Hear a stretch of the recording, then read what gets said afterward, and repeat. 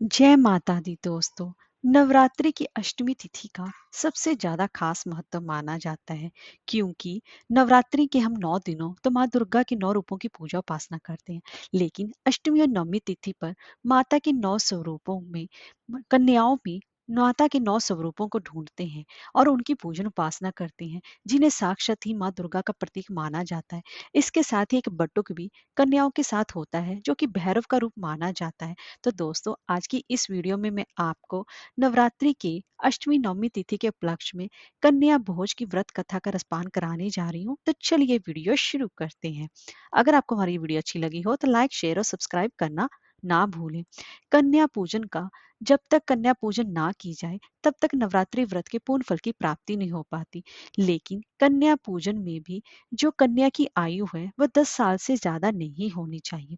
1 से 2 साल की कन्या को कुमारी के रूप में पूजने से धन की प्राप्ति होती है, और 3 साल की कन्या जो कि इसको त्रिमूर्ति का के रूप में जाना जाता है, उसको पूजने से धान्य की प्राप्ति होती है।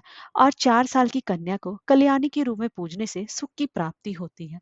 और 5 साल की कन्या को रोहिणी के रूप में पूजने से सफलता की प्राप्ति होती है। और 6 साल की कन्या को कालिका के रूप में पूजने से यश की प्राप्ति होती है।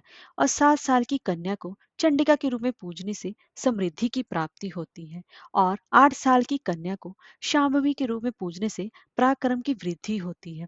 और 9 साल की कन्या को दुर्गा के रूप में पूजने से वैभव की प्राप्ति होती है।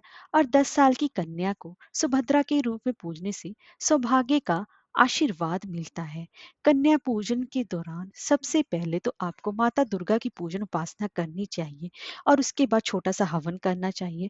फिर 9 कन्याओं को अपने घर पर आमंत्रित करना चाहिए।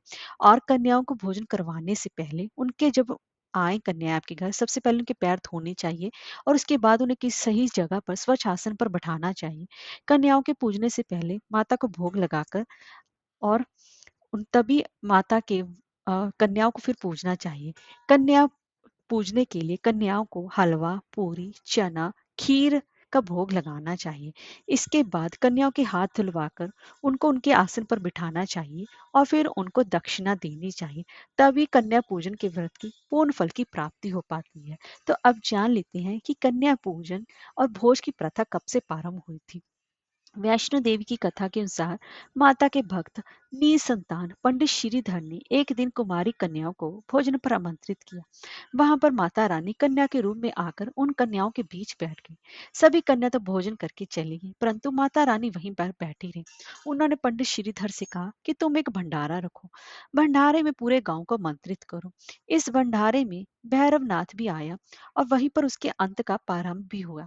इसी भोज में हनुमान जी भी माता की रक्षा के लिए एक छोटा लड़का बनकर बैठे हुए थे। भैरवनाथ ने कन्या को पहचान कर माता को पकड़ने का प्रयास किया, लेकिन माता अपनी शक्ति से त्रिकुटा की पहाड़ी की एक गुफा में जाकर तप करने लगी। गुफा के बाहर हनुमान जी पहरा देने लगे। तभी वहां पर भैरवनाथ भी आ धमका। हनुमान जी ने उसकी खूब पिटाई की, और 8 दिन तक उससे युद्ध चलता रहा। तब जाकर माता गुफा से बाहर निकली, और उन्होंने अपने अस्त्र से भैरवनाथ का सिर काट दिया, जो कि बहुत दूर जाकर गिरा। फिर माँ ने श्रीधर को संतान प्राप्ति का वरदान दिया। तभी से उस पहाड़ी की गुफा में माता वैष्णो देवी का वास है। इसलिए जब भी कन्या भोज कराया जाता है तो उनके साथ एक लंगूरिया यानी कि छोटे लड़के को भी भोजन कराया जाता है, जो कि हनुमान जी का ही रूप होता है।